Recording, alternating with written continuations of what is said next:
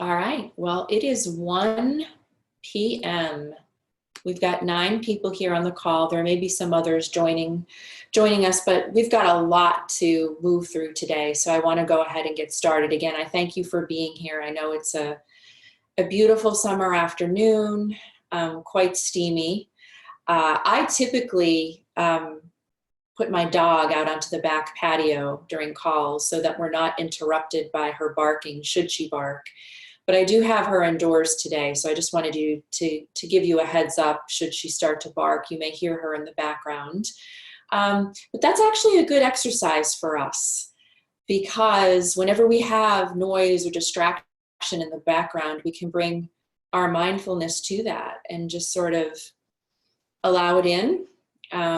Life is occurring around us all the time, and it's really how we respond to that, as we covered last time, you know, reactivity versus responsiveness. So I just wanted to mention that. It would be cruel for me to keep her outside this afternoon. So this is lesson 7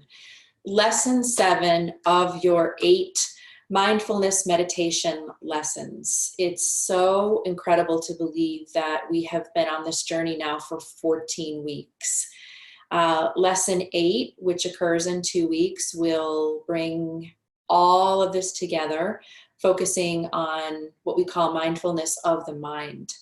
But this is lesson 7, which is mindfulness of feelings, part 3. And I want to begin this lesson preparing us for our in-class meditation.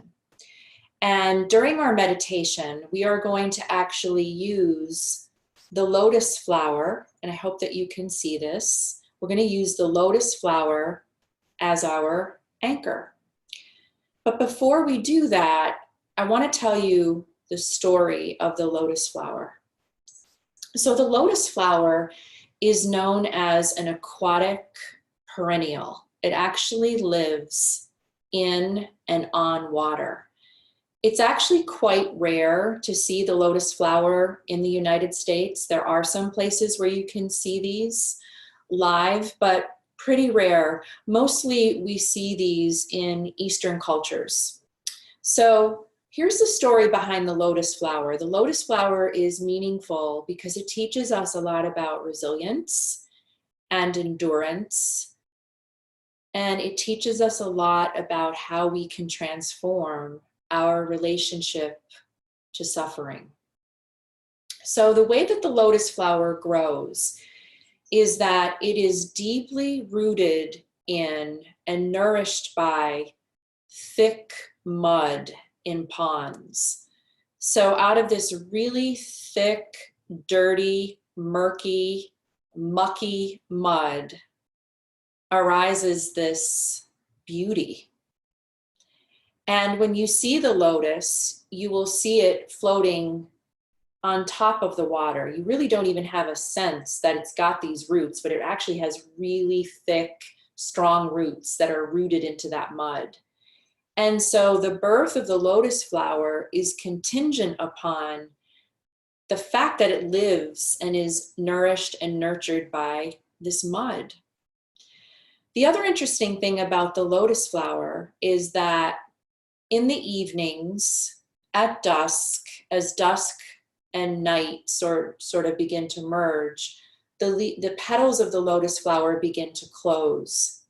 And as it sort of shuts in or shuts down, you will see that some of the lotus flowers will actually submerge and they'll go back underwater. They'll go back to the mud, only to come back up again at dawn.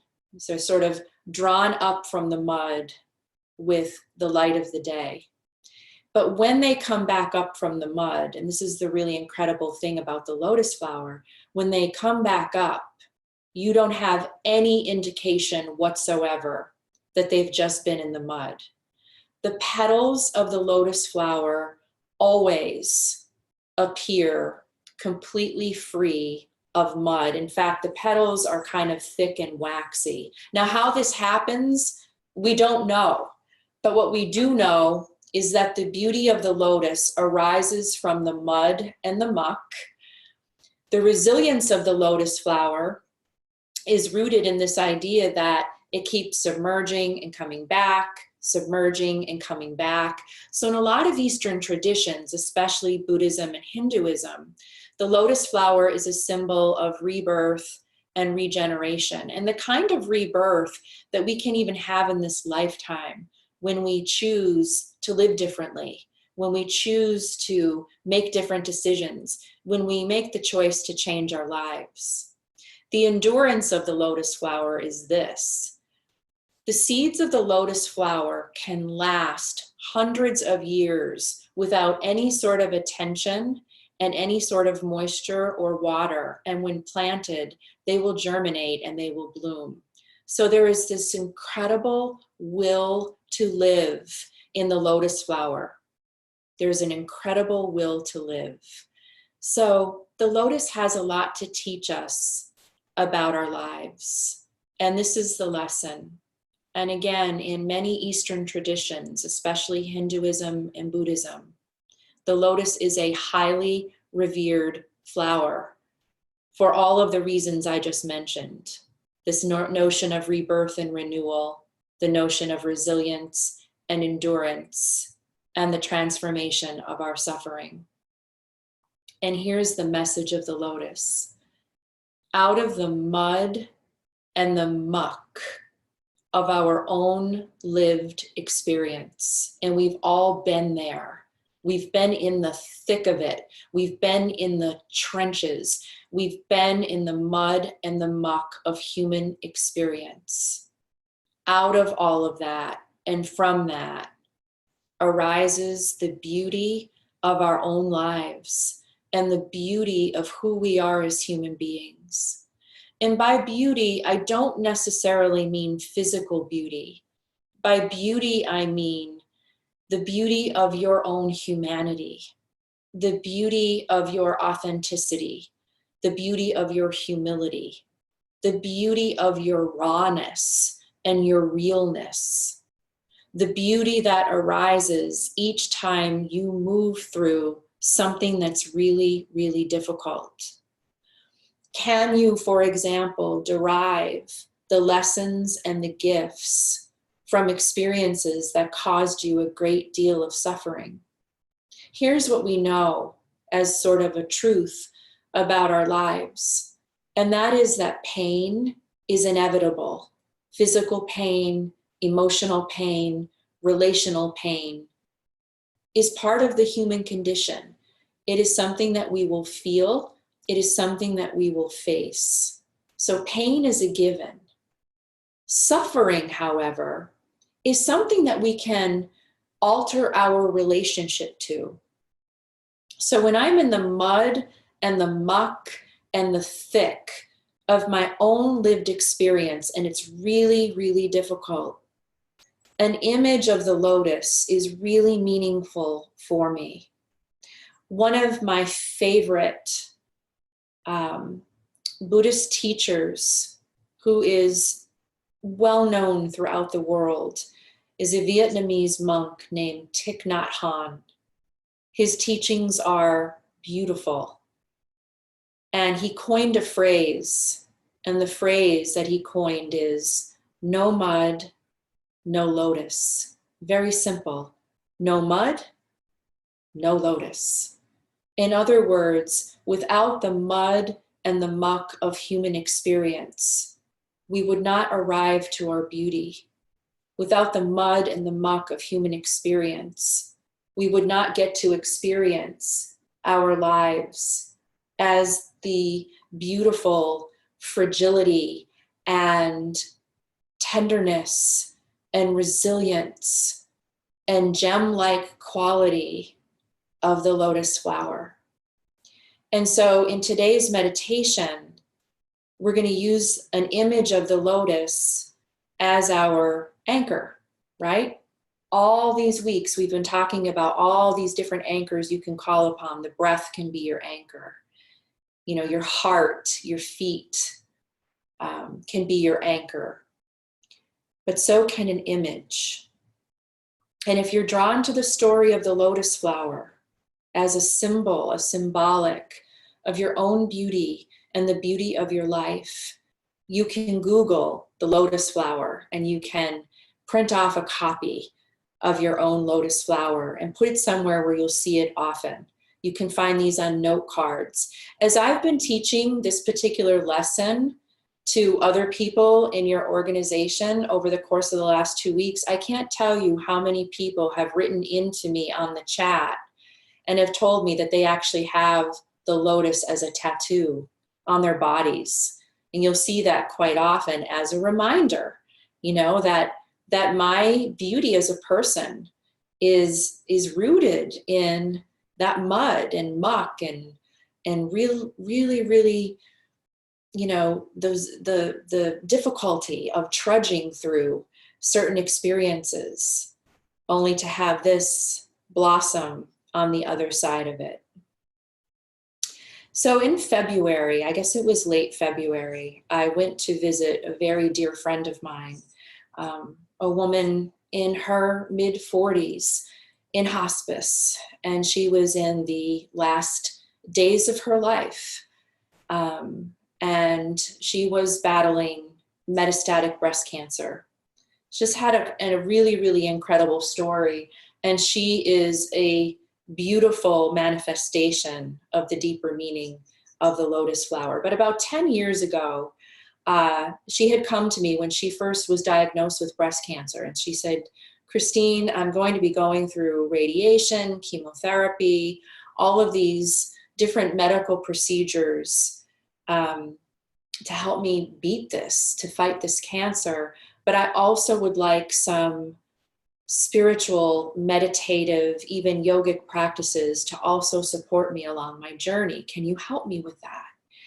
And that's exactly what I did. And we worked together for many years. And she developed a very solid daily meditation practice, among some other things, that helped her to navigate through the difficulty of her cancer and her treatments. And she did, after a few years, come out as cancer-free and had a wonderful 2 years cancer-free, only to develop some pain in her shoulder, which she had checked out by a physician, and to learn that she now had metastatic breast cancer. Prior to knowing her and about her experience, I didn't know what metastatic breast cancer was. I didn't know that the breast cancer cell could actually travel into other organs of the body. Metastatic breast cancer is not curable. You can have treatments, and you have as many treatments as you can to sustain a certain quality of life. And she did sustain a wonderful quality of life for a lot of different reasons. But one of the reasons I believe she sustained a wonderful quality of life up until the moment of her death is because of her practices, because she understood the reality of her situation.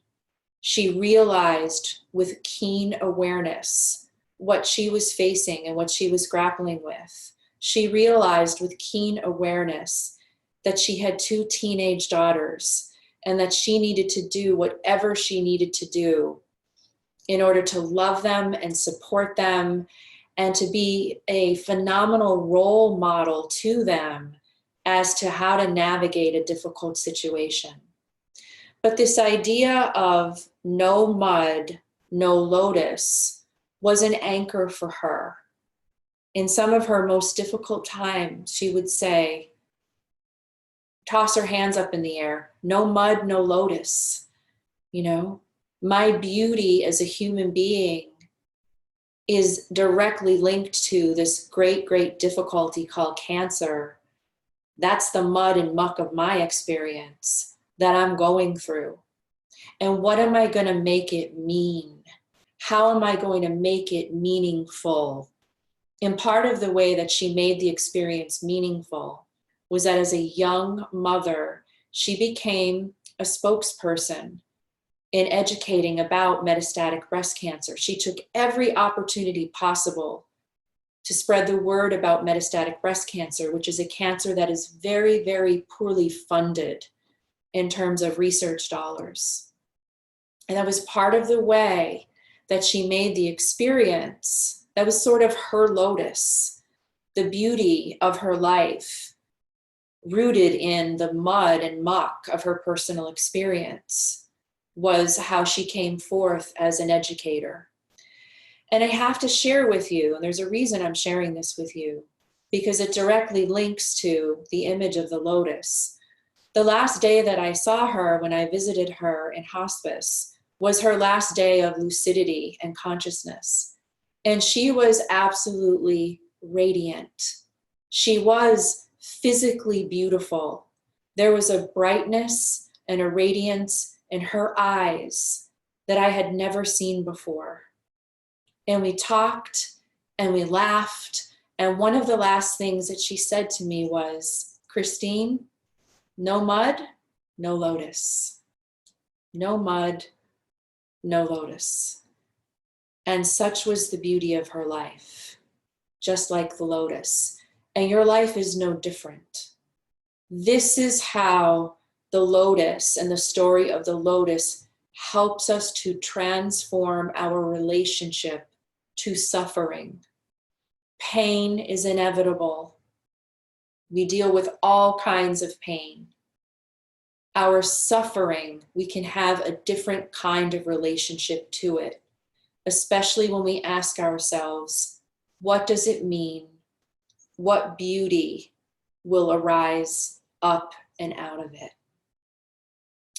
So I would like for us to come into about a 3 to 4 minute meditation practice where we're going to use the lotus as our anchor. So in other words, I'll get us started, and then I want you to bring to mind an image of the lotus and to have that be your anchor. So when your mind starts to travel or wander or other things start coming in, just bring yourself back to this flower. And as we're in the meditation, well, you're going to use this as a opportunity for some reflection and some contemplation. So you're going to hear me just sort of asking some questions related to the lotus and its ability to be a really powerful teacher for us. And as you hear the questions, you just don't try to answer them. Don't make any attempts or effort to answer them, but just allow whatever arises to arise. And this will give you some practice in just allowing whatever comes up to come up without judgment, without having to do anything, all right? So the other reason that I introduce this to you is because I want you to know that as you continue along your journey in your daily-ish mindfulness meditation periods, you can now use the lotus as your anchor. This is now one of your anchors. This is sort of in your repertoire or your toolbox of tools that you can utilize to support you in your practice. So that said, let us begin. And if I remember to, at the end of this meditation, I will actually call you out of it by using the sound of the chimes. And when you hear the sound of the chimes, I just want you to notice, and I want you to try to follow the sound all the way to an end, because it'll have a certain vibrational quality to it that you'll still be able to hear, and just take it right to the end. Okay? So let us begin. If you are driving and listening into the call, please keep your eyes open and your hands on the wheel, but you can just listen and you can still benefit. However, if you're not driving, I want you to come into that position that best supports you in your own practice. And you should know what that is by now. Okay. For the most part, I will be leading this meditation with my eyes closed, but always remembering that the closing of the eyes is totally optional, that if you're not closing your eyes, you want to keep your gaze soft, forward, and slightly down.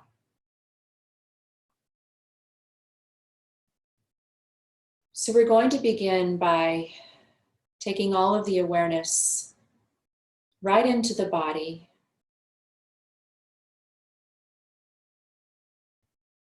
And perhaps just noticing that we're sitting. Maybe noticing the sensation of the feet against the floor, the spine supported against the chair or the sofa that you're sitting in. The spine tall, dignified, yet also relaxed.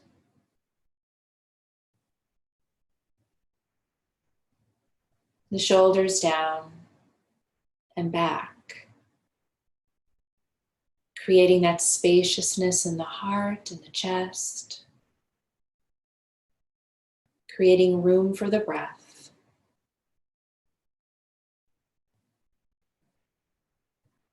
And just taking a few moments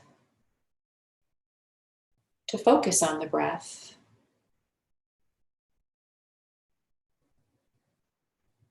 Noticing the sensation of the air as it enters the nostrils.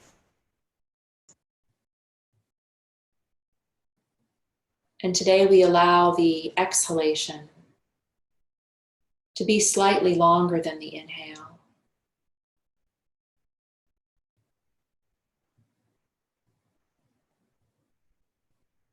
Slightly longer.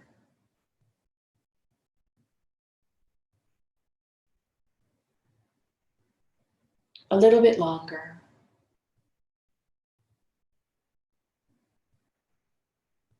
As we deactivate the stress response.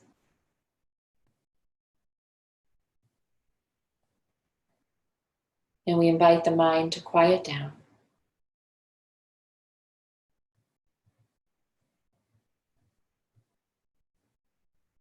And in that quiet space of the mind,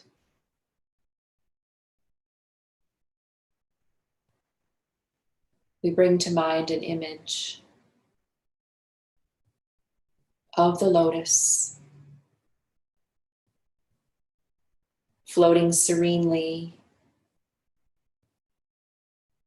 on top of the calm waters of the pond.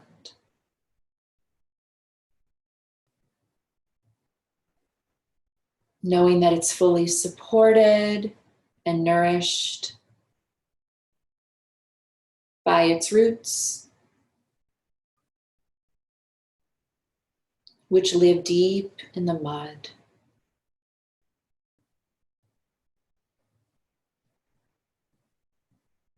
And when attention wanders,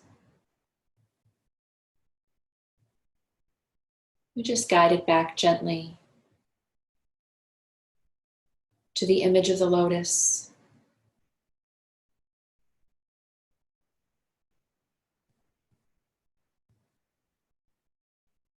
As we imagine the lotus as a beautiful expression of our own lives.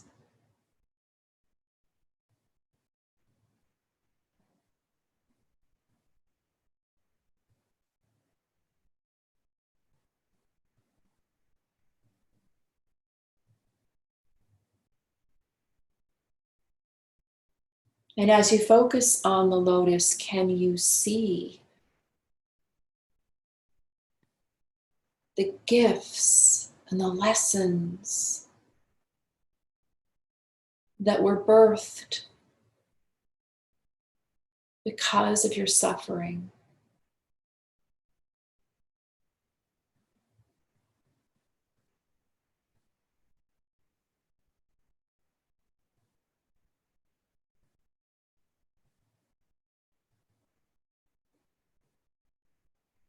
Can you see that every time your heart opened wider to love and compassion, how that opening and that softening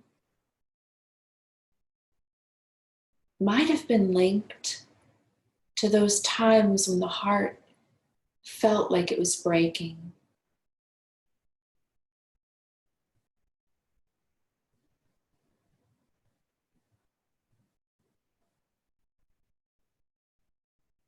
Can you see in your own eyes the radiance of your own wisdom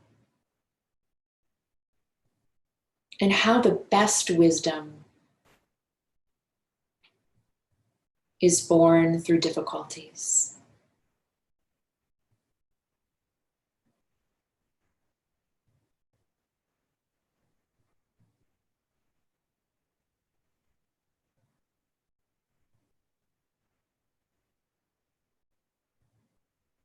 Do you know that the depth of loss you felt is equal to the depth of love you experienced?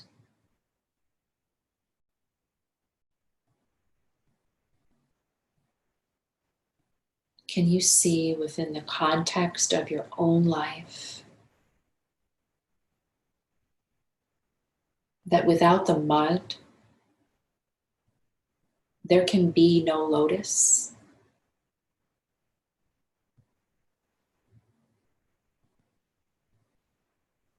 No mud, no lotus.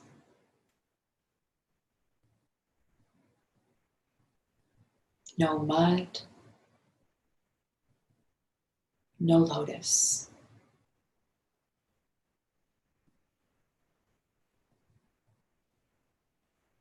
No mud, no lotus.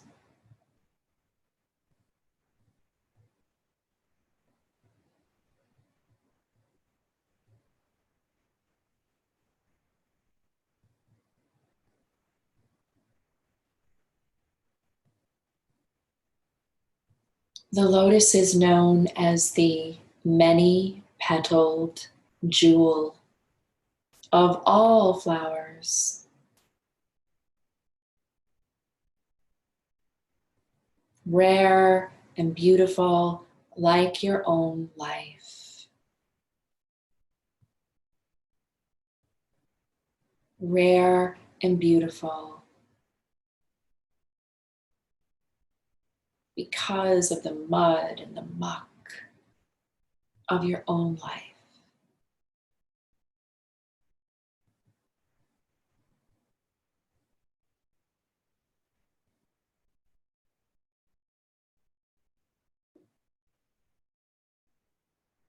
In the last few moments,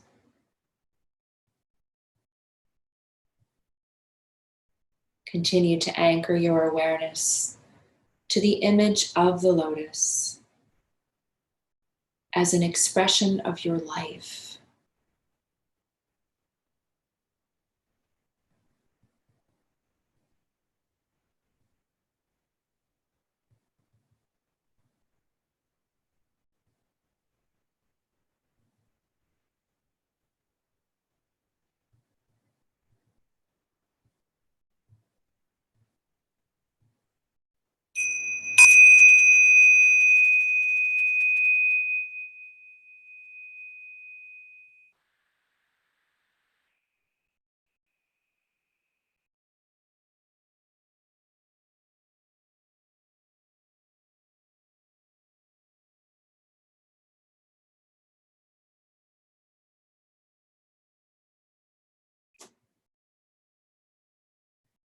Whenever you're ready, gently open your eyes, keeping your gaze soft, allowing the light to come back in.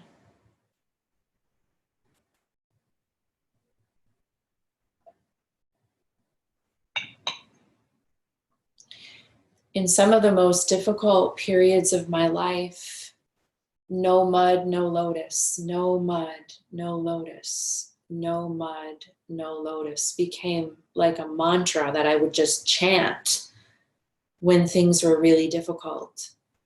So I just want to remind you to use this as a really powerful anchor and a reminder of your own resilience, of your own very, very strong will to live, of your endurance, and of your capacity to transform how you understand and how you relate to suffering.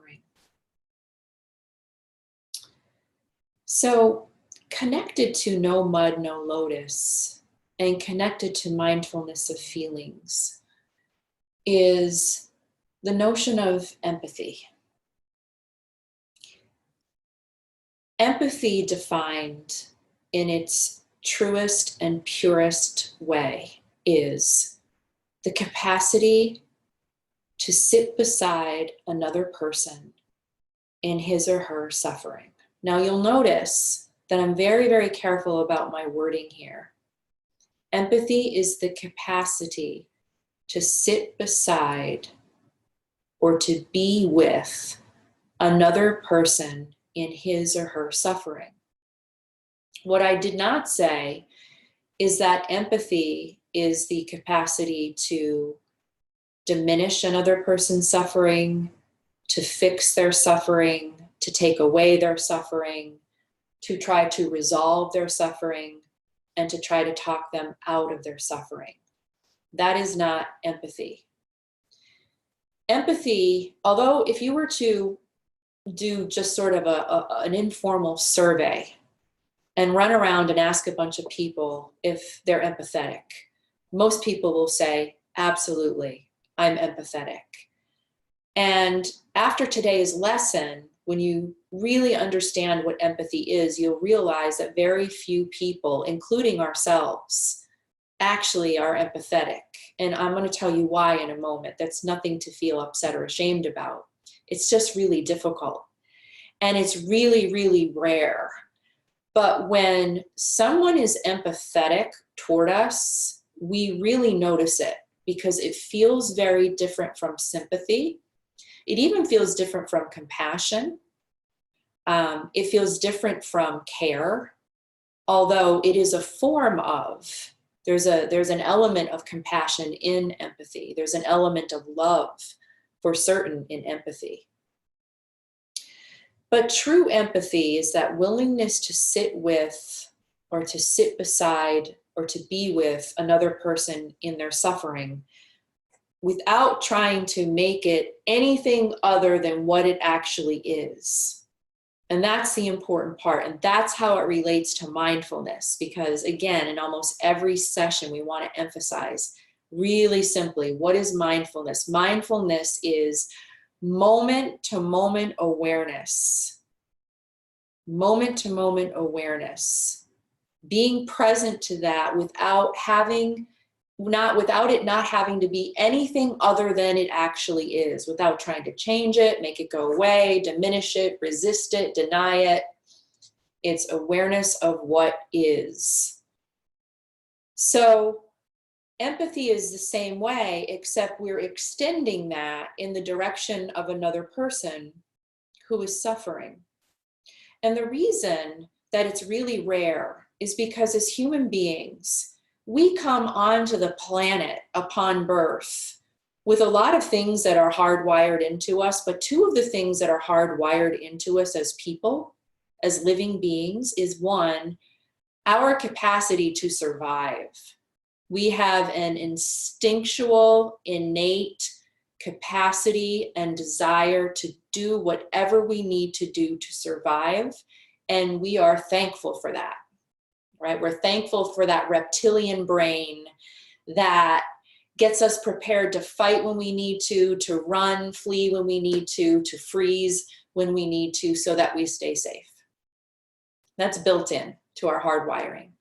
The other capacity that we have is we have an innate, instinctual capacity to care and to want to care for and nurture others, especially others that are part of our clan, part of our tribe, part of our group, part of our family. And I use those words, those earlier words, to take us back to sort of that reptilian brain, because that capacity for caring is that ancient within all of us.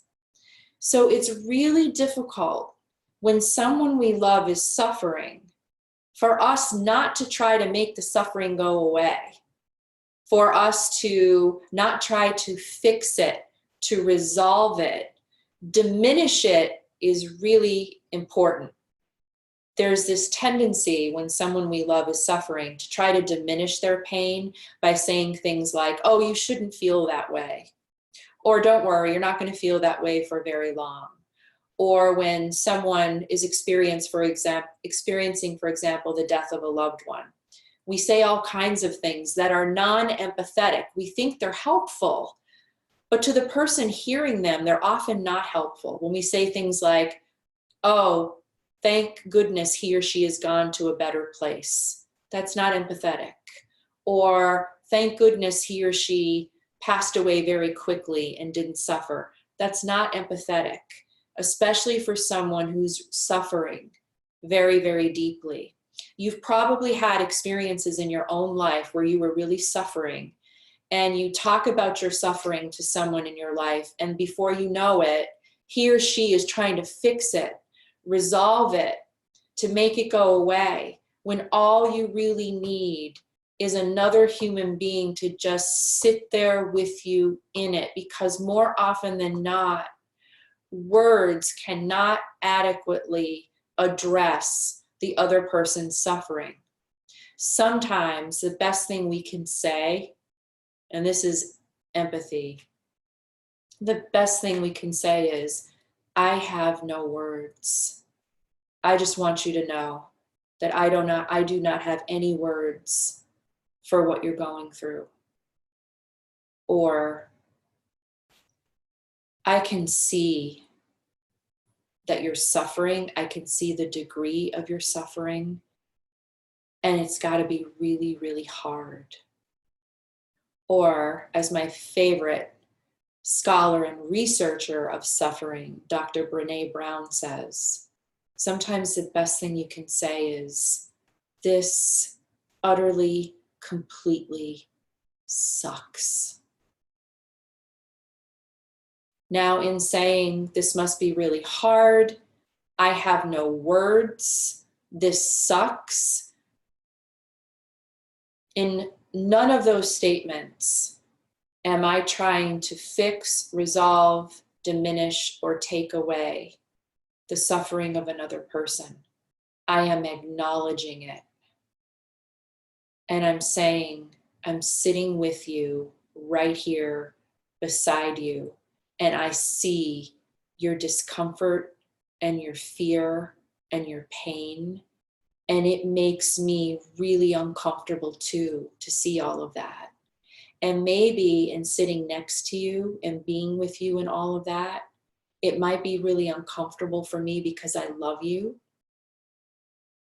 And it's my inclination to want to make that different for you, but I'm not going to do that because it's to diminish the rawness of your own humanity.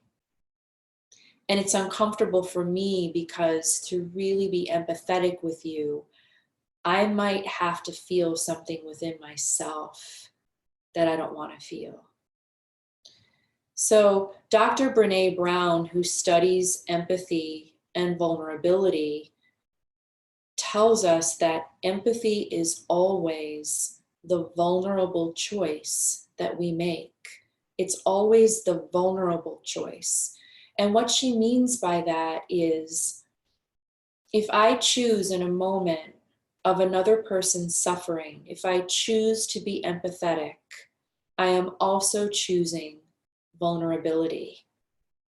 Because as human beings, we have a strong inclination to want to caretake and nurture and alleviate the suffering of another person. It's just very natural to us to want to do that. I have to make myself vulnerable. And the way I like to think about it is like, I have to sit on my own hands so as not to try to fix this for them. And sitting on my own hands is really uncomfortable because I feel like it's counterintuitive to be empathetic. But if I want to give this person the gift of empathy that they so richly deserve, I have to refrain from my inclination and my own discomfort in the face of their suffering. It's also the vulnerable choice, because I have to, in order to really be empathetic, I have to open myself up to actually feeling what they're feeling. I have to open myself up to going there with them. I have to open myself up to touching something deep inside of myself that might actually hurt. So you might then see why empathy is quite rare. Very few of us want to go there or are able to go there.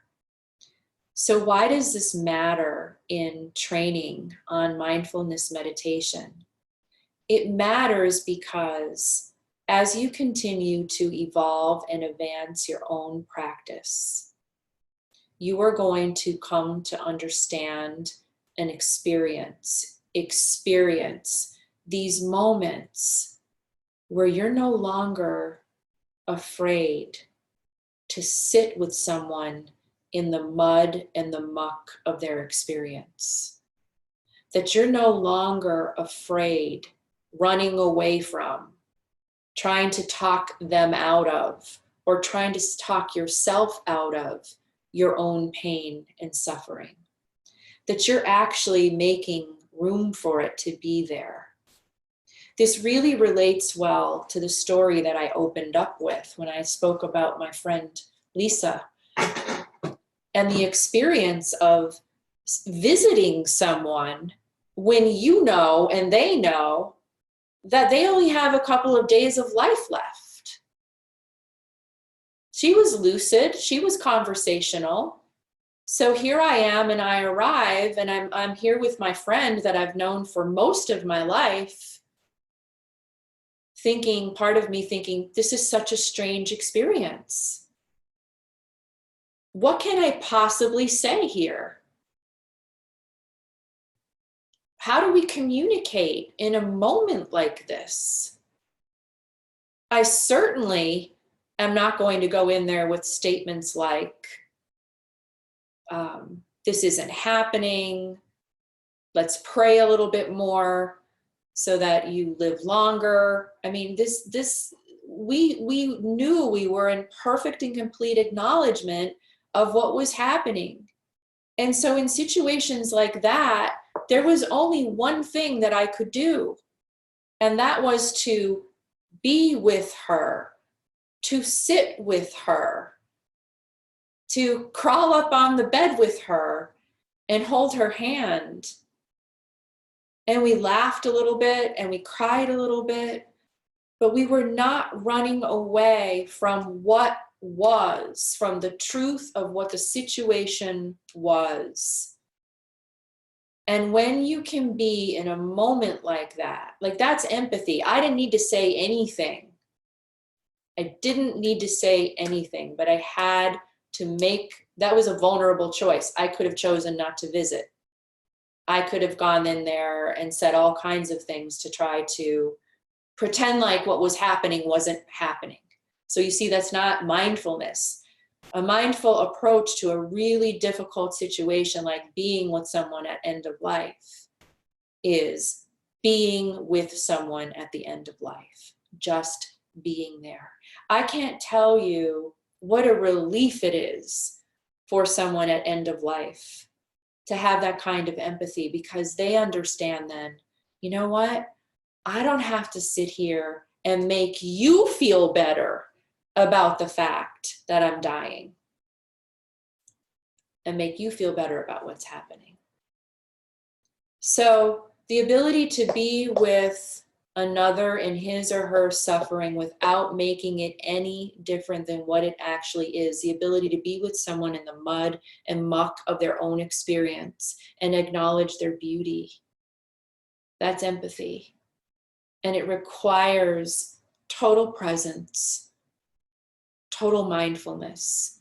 You cannot be empathetic truly without having some sort of foundation of a mindfulness practice that is assisting you in your capacity to just be. Okay? The other thing that I want to share with you is a really important tool called RAIN. It's an acronym, RAIN. It's very similar to the 6-step process that I introduced to you during lesson 5 on how to confront or meet feelings and emotions. The acronym RAIN: R, recognize; A, allow, accept; I, investigate with kindness and curiosity; N, non-attach and nurturing awareness.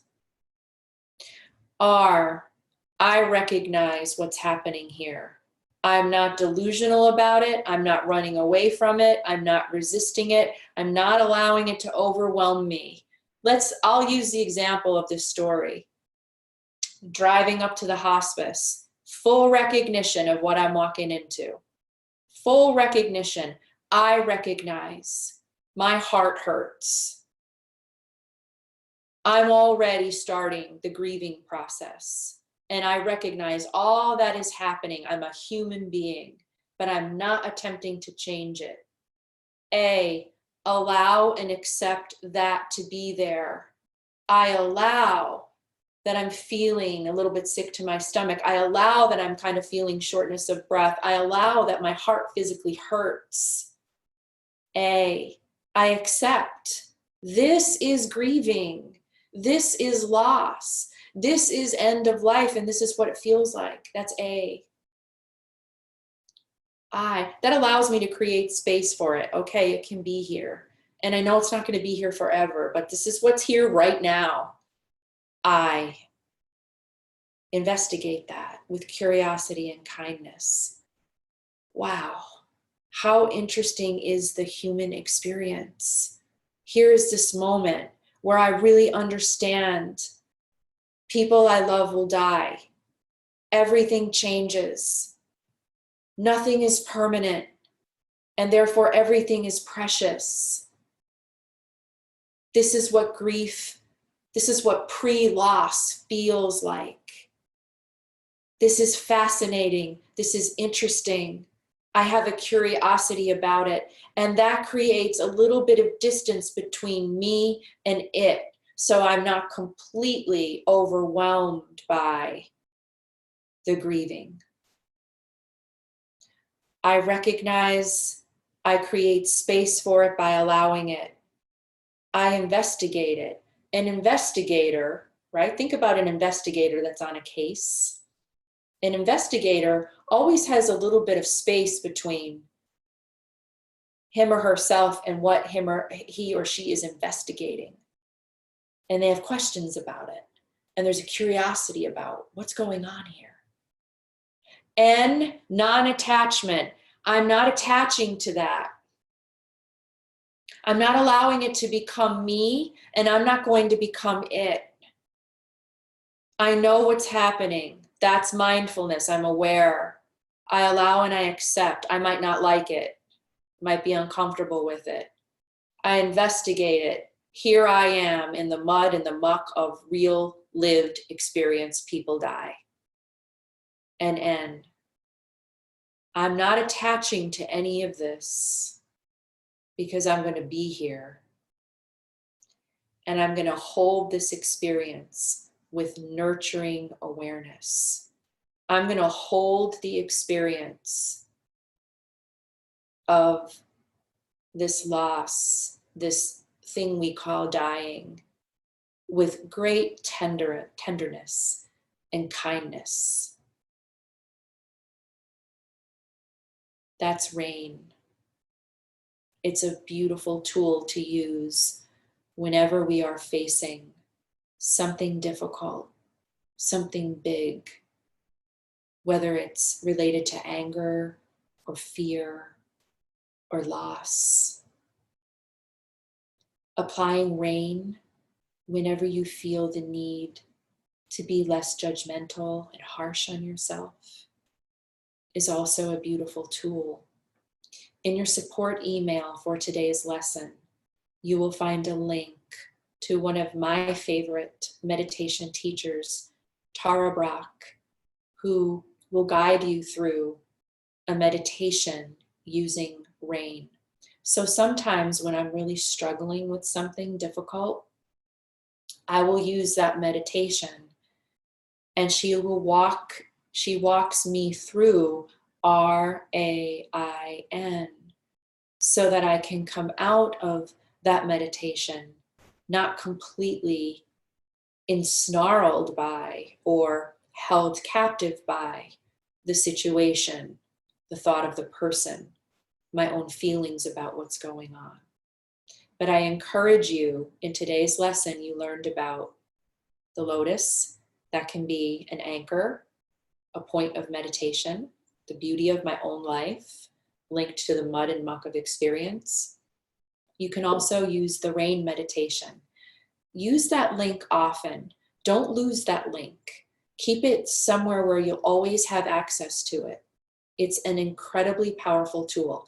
And once you use it enough, you're going to notice that quite naturally, when you are in the face of something that's difficult, you're going to move through RAIN really quickly to the point where you'll go straight to N. And when that happens, you just don't feel scared anymore. I felt a little bit anxious, but I wasn't scared, and I'm not scared. I'm not afraid to be with someone who's dying. I am not afraid to be with someone who's going through something that we might define as tragic. I'm just not anymore. And it's because of these practices. We only have about 10 minutes left, but there's one final thing that I want to introduce to you. And I'll be moving through this pretty quickly, but I will tell you that in your support email for today's lesson, I've recorded a version of this meditation for you so that you can actually experience what I'm about to talk you through. And this is really important related to mindfulness of feelings, and it is an introduction to what we call the metta practices, METTA. And in the Pali language, which is a very ancient and liturgical language that we find in places like northern India, the word metta, loosely translated, means loving kindness. Loving kindness. The metta practices meditatively are the practices of compassion, and they are the practices of the heart.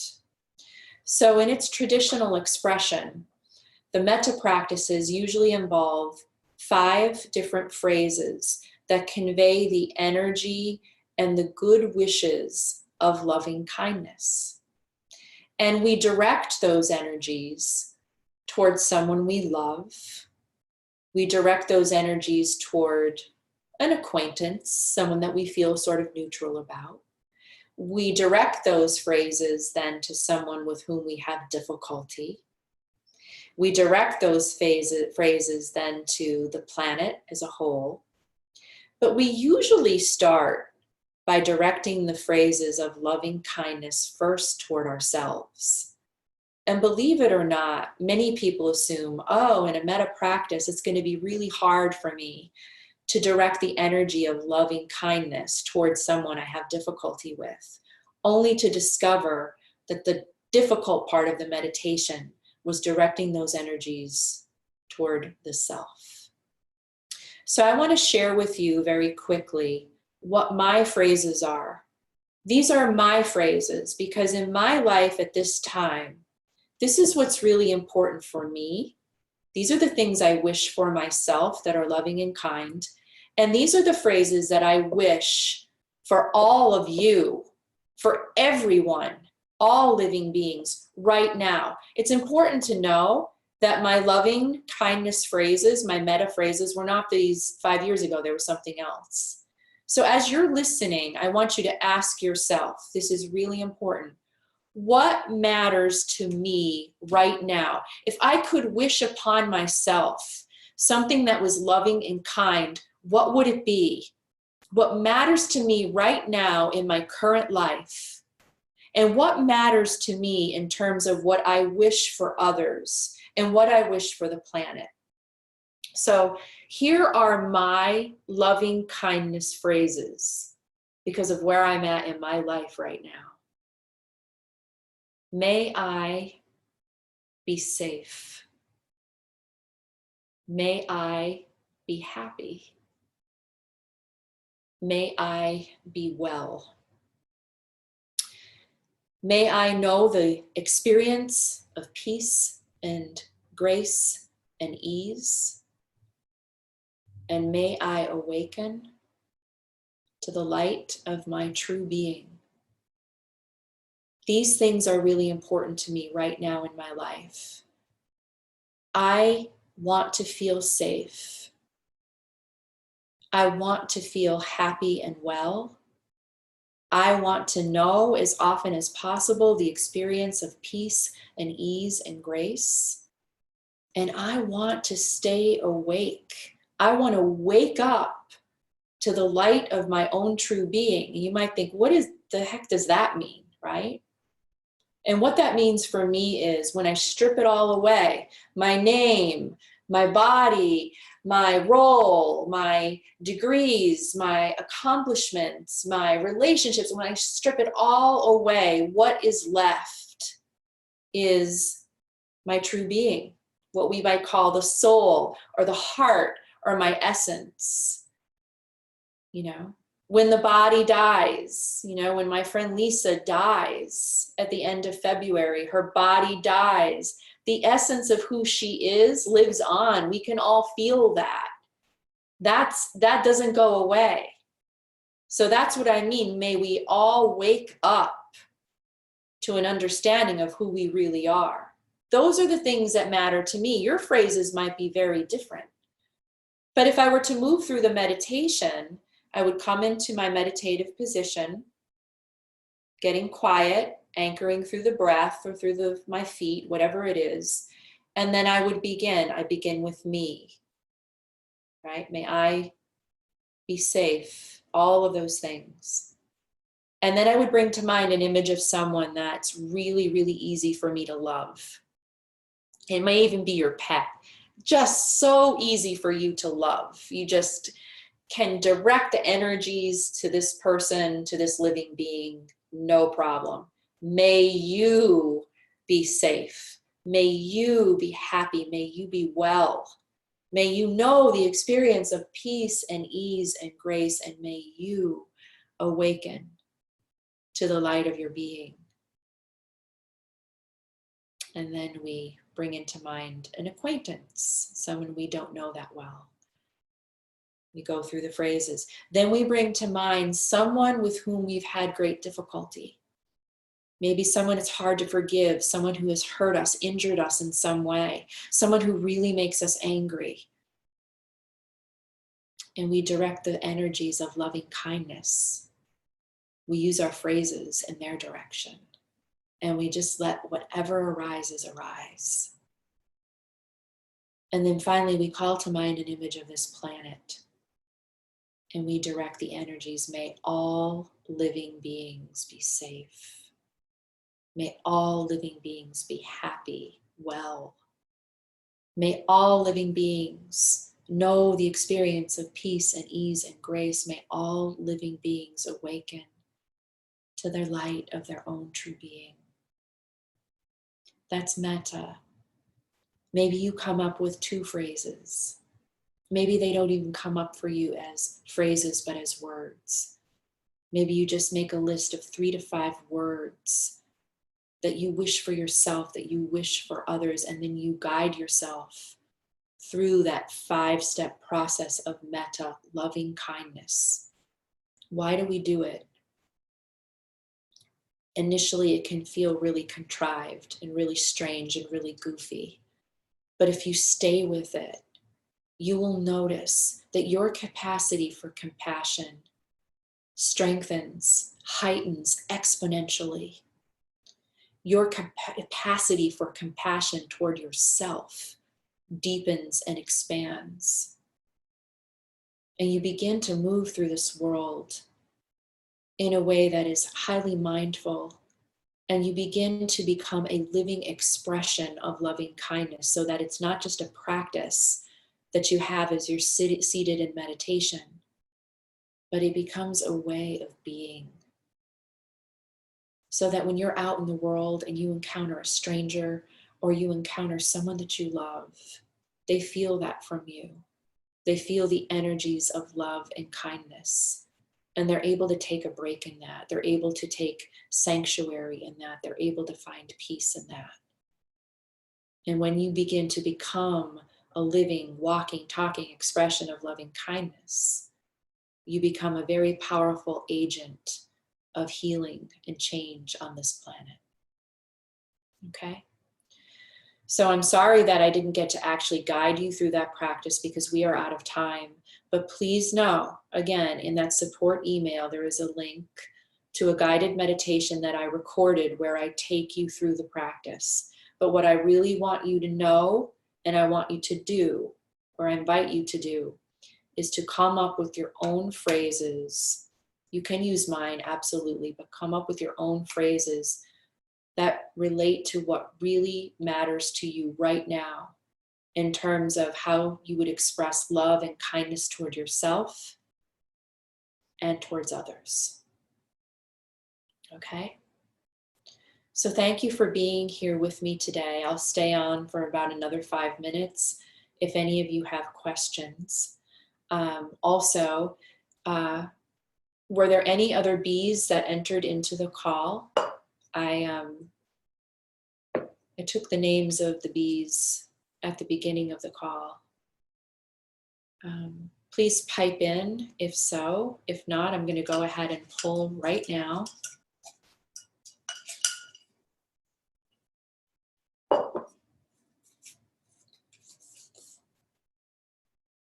And the winner of today's drawing is Allison. So I will let Paige know. And I will also let Paige know the other bees that we had here on the call. Please remember that lesson 8 brings us to a completion of our 16-week journey, and that will start in 2 weeks. So look forward to your support email for this session. And again, just sort of pondering empathy. You will have your rain practice. You will always have your lotus practice to rely on. That lotus can be your anchor. And then finally, that recording of the pretty traditional version of the metta loving kindness meditation. Okay. I will see you next time along with Jennifer. We will co-teach that session. Have a great day.